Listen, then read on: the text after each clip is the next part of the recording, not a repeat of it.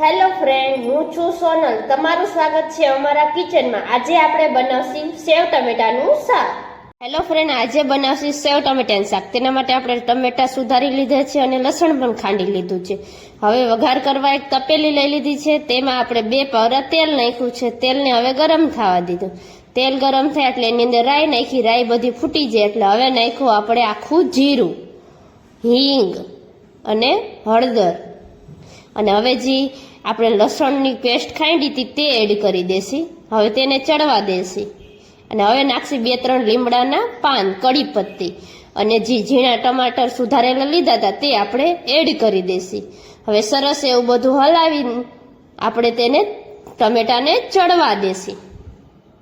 તમે જોઈ શકો છો થોડા થોડા ચડી ગયા એટલે હવે નાખી દઈએ આપણે સ્વાદ અનુસાર મીઠું, એટલે ટમેટા જલ્દી ચડી જાય.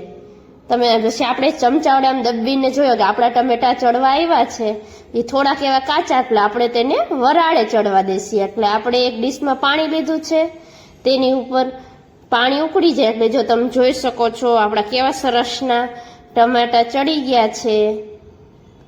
હવે એની અંદર આપણે નાખશી લસણવાળી ચટણી. અમારે એટલે અમે પાણીવાળી કરીને નાખી છે, કારણ કે લોંદા જેવી હોય તો અડધે ચોટી જાય, અડધા ગાંગડા રહી જાય. હવે સરસ એવું આપણે તેને ચટણીને ચડવા દેસી. તે ઉકળી જાય પછી આપણે નાખશી હવે સેવ. સેવને હોત આપણે તેલમાં ચડી લઈએ એટલે આપણે પાણી ઓછું હોય એના માટે. તમે હવે સરસ એવું આપણે હલાવીને જો તેને ચડવા દેસી. અને હવે જે આપણે વરાળવાળું ઉપર ગરમ પાણી થઈ ગયેલું હતું પેલા આપણે ઈ એડ કરી દેસી. અને હજી થોડુંક એવું આપણે ઘટે એવું લાગે એટલે આપણે બીજું થોડુંક એવું પાણી એમાં એડ કરશી. હવે સરસ એવું બધું આપણે ઉકળવા દેસી.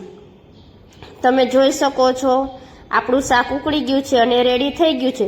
જો તમારે જમવા સીધું બેહવું હોય તો થોડો ઓછો રસો રાખવાનો, અને જમવાની હજી આપણે વાર હોય સર્વ કરવાની તો થોડોક જાજો રસો રાખવાનો, કારણ કે નકર રસો હાવ હોઈ જાય. આપણું શાક રેડી થઈ ગયું છે.